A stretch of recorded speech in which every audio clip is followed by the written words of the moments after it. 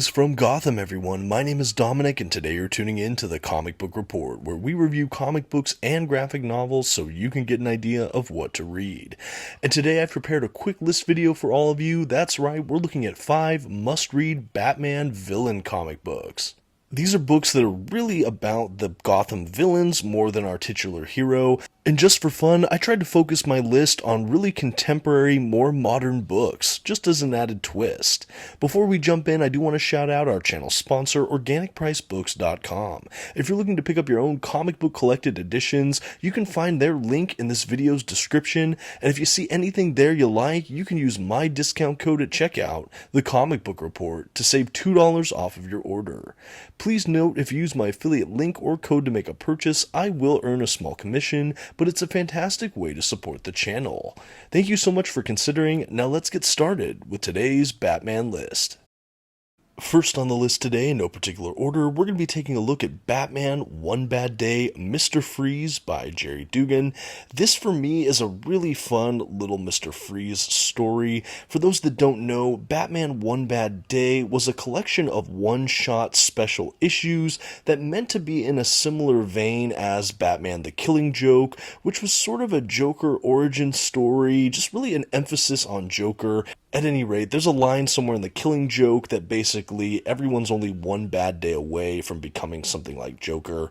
Well, those at DC spun out that idea and decided to showcase a bad day for each of these Gotham villains. I did a full review of the box set they actually released with these hardcover editions of all the one-shots on the channel some time ago. I'll try to link to it. It's currently the longest video on my channel, but that's enough about the box set as a whole. Let's take a look at this One Bad Day Mr. Freeze story.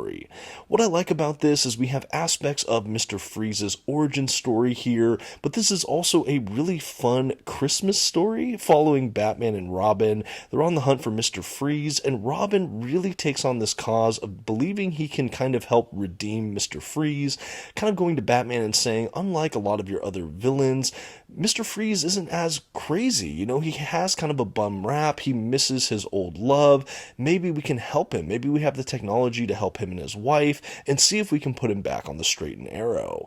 Well, with all of that in mind, we have a lot of interesting confrontations with Mr. Freeze. Along the way, like I said, we have some of the origin revisited in the form of flashbacks, and we get a little bit more into the psyche of Mr. Freeze himself, Victor Freeze. I don't want to spoil too much here. Suffice it to say that this was a really fun book.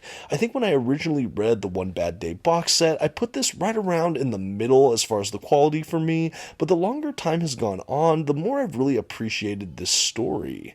The art as well from Matteo Scalera is really beautiful, jumps right off the page, and it's really just memorable. I think seeing Gotham in the wintertime, seeing the snow, seeing Mr. Freeze, the fact that this is a Christmas story, it just adds some novelty and just layering to this one shot that I just really appreciate.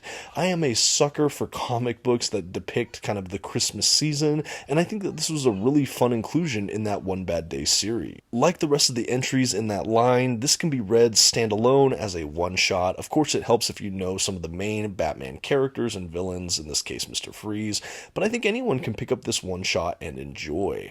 Like I said, I think that this is a fun Batman villain-centric book that showcases a Batman villain I think is almost always underserved. I am a fan of Mr. Freeze, and this was a really fun little story. Definitely don't miss out on Batman One Bad Day, Mr. Freeze.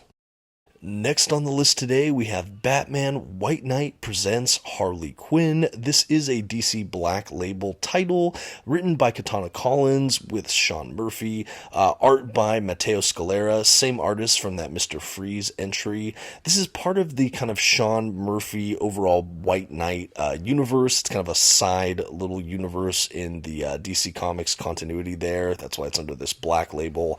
This is actually a sequel to Batman White Knight and Batman Curse of the White Knight, but for the purposes of this video, I really wanted to focus on this because this is a book that follows Harley Quinn as our main, just primary character protagonist, and I could have thrown on a book like Harleen by Stepan Sajek. I think that's a little more new reader friendly, and it is just gorgeous and astounding, but I feel like I've talked about that book quite a bit, so I try to vary my listing here.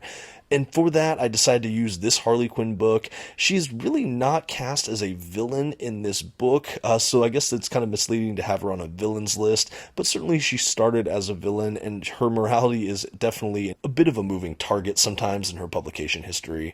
But anyway, this is a really fun Harley Quinn book. I think the Harley we get in the White Knight universe is honestly one of my favorites. It really grounds the love story between Joker and Harley in a way that I found to be very believable. It makes this character feel less bombastic and silly in a way. Like I said, it grounds Harley Quinn in a very real way, and I just love how they use this character throughout all of Sean Murphy's whole universe here. The writing from Katana Collins here, though, definitely is something special. I love what she brings to this character. It's still within that Sean Murphy universe, but having Katana really write this character, I just think she pops a little bit extra in this little graphic novel here. I will say it does help to read those other White Knight books first, so this is not as easily accessible to someone brand new reading this, just grabbing it from a shelf, but I certainly recommend both White Knight and Curse of the White Knight, which lead into this book here.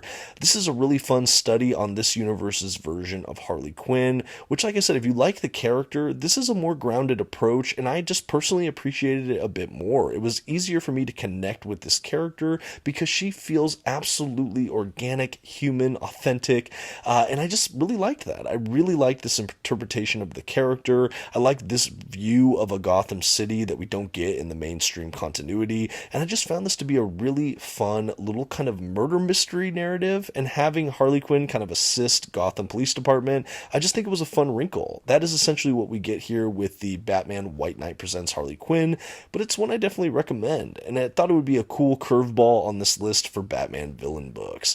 Don't miss out on it.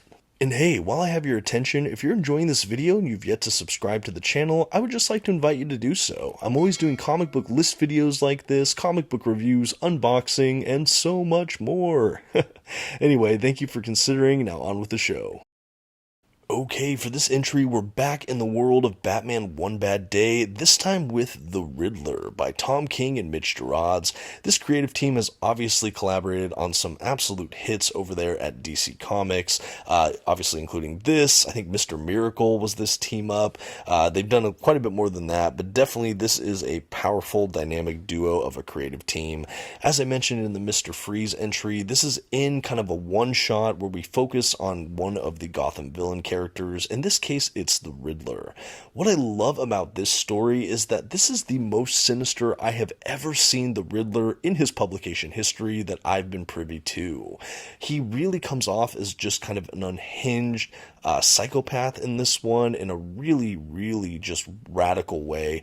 One of the things I like about this book as well is that even though The Killing Joke was clearly the influence for the entire One Bad Day box set, I think some of the entries played very fast and loose with that overall theme or idea, versus this one here, The Riddler, is really an homage to The Killing Joke, down to the paneling layout with the 9 panels on a page, some of just kind of the literary things it goes for. It's just very much in the same vein as The Killing Joke. So if you enjoyed that Batman villain story, obviously one of the classics, I definitely recommend picking up this book. It is dark, it is gritty, and frankly, Tom King writes the Riddler in such a way that you just really feel like he's been playing games with Batman all of these years, but now the gloves are off and stakes are getting serious.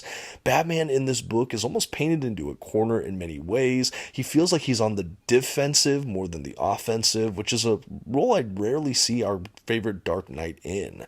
But I think for that and so many other reasons, this book was an absolute standout, easily one of my favorite in that One Bad Day box set, and I think that this can be read as a standalone perfectly fine. For those that are interested in Riddler and don't mind going to kind of the dark, more edgy comic book places in the big two, I think One Bad Day the Riddler is a standout not only in this collection, but in the Batman mythos in recent years. I know not everyone is a fan, but personally, I cannot stop thinking about this book. Whenever I think about dark Batman stories, it definitely makes the list. Admittedly, I am a huge Tom King fan, and seeing what he can come up with Mitch Gerads, it's just a really impressive entry in their shared bibliography. Yeah, again, this is one of the best Riddler stories I've ever read. I love its brevity as well. I think it's extraordinarily well paced, doesn't overstay its welcome. It's a breezy read that you can do in one sitting, and yet the implications and impact of it are certainly a bit groundbreaking. But definitely let me know in the comments if you've read this title or if you have other great Riddler stories you can recommend. He's another comic book villain I think is a little bit underserved. We certainly see more showings for the Riddler, but I think few ever really capture what makes this character pop. A really fascinating story here. And while we're on the Tom King, Mitch Gerads train, let's take a look at Batman the Winning Card. This takes place in the Brave and the Bold series that was coming out, but it was collected into a paperback edition, but Target actually had an exclusive hardcover here. This is a standard size hardcover with a beautiful cover with art lifted directly from the book. And if you can't tell from the cover, this is definitely a Joker story. So fans of the Clown Prince of Crime, this is definitely an entry that you cannot skip. Like Riddler, this is really dark, really edgy, and it has some of that bleak aspects of Gerads' artistry here on full display. Like the Riddler story, it's rare I see Joker this scary. Like the way he's depicted is just so gruesome and creepy, and it really is it just stays with you. One of the things I liked about this story is it's kind of a retelling of like one of the earliest Joker misadventures. We have Batman, Gordon, the GCPD all scrambling to find this horrible killer who's threatening to take out more and more people within Gotham by the day. We also have him really not speaking much at all in this story. We have these kind of title cards that have his dialogue, so it feels like an old silent film. I don't really know how else to describe it other than that, but the effect of that is just so eerie. We don't really get to see the Joker with a lot of speech bubbles. We just have those cutting to black title cards with the white text. Throughout the Winning Card as well, we get to see Joker select his victims and ensnare them, all the while Batman and Gordon and Gotham PD are trying to catch this horrible fiend. Honestly, this is a thrill ride that I didn't expect. In fact, I wasn't following The Brave and the Bold. I had no idea this story existed, and that's as a huge fan of Tom King and the artist Mitch Gerads as well. It wasn't until I heard about this Target exclusive that this was even on my radar as a work, but it's easily one of the creepiest Joker stories I've read in some time. You can see the art as I've been flipping through. Just the incarnation of Joker we get here is just so haunting. But yeah, anyway, this is Batman the Winning Card, easily one of the better Batman villain stories I've read in recent memory. And like I said at the top of this video, these are not going back to the classic age-old Batman stories. I tried to pick very modern selections because I think that some of these other lists maybe don't reach as modern as some of these books that are coming out, but there's been some real gems lately, and I think that this is amongst them, especially if you're a fan of Joker stories. Even the scenes and conflict we get between Batman and Joker throughout this book, they're just really memorable and full of just so much dramatic tension. I love the way that Gerads conveys motion and sets the scene here. Everything just feels very obscured and bleak and it's just really eye-popping. You have to read it for yourself to experience, but this is Batman the Winning Card. And last, but certainly not least on today's list, we have Batman Joker's Asylum. This is a trade paperback that came out in the last year or two over at DC Comics, one I was actually able to review for our channel sponsor, Organic Price Books, as well as a review on the channel here. This is a really fun set of miniseries. We actually have Joker's Asylum and Joker's Asylum 2, all packed into this one paperback edition, and what it essentially is a sequence of short stories or vignettes, each issue taking place with one of Gotham's villains, but we have this frame narrative of the Joker playing an almost Crypt Keeper-like character from Tales from the Crypt, if you've ever read that series. We basically have him sort of introducing the villain and the storyline, and he kind of frames the beginnings and ends of issues, kind of tying in a loose theme here, and it's really eerie. Having Joker play kind of MC for these dark tales of the Batman villains was definitely a nice, creepy touch to an already pretty intense collection. What I like about this book, though, is in this one paperback, we have all of these issues dedicated to some of Gotham's greats. We have stories with Two-Face and Harley Quinn and Scarecrow, Joker himself, of course, Mad Hatter, and many, many more. This was a really fun collection, and I don't see its like very much in the Batman comics world. In fact, I think the closest we've gotten to this recently was the One Bad Day box set. In some ways, I almost feel like Joker's Asylum did this a bit more effectively. I did like that frame narrative, but again, to each their own. I do think that this is a stunning collection. Like I said, I did review this on the channel within the last year or two. I'll try to link a video if you're interested in watching that in its entirety.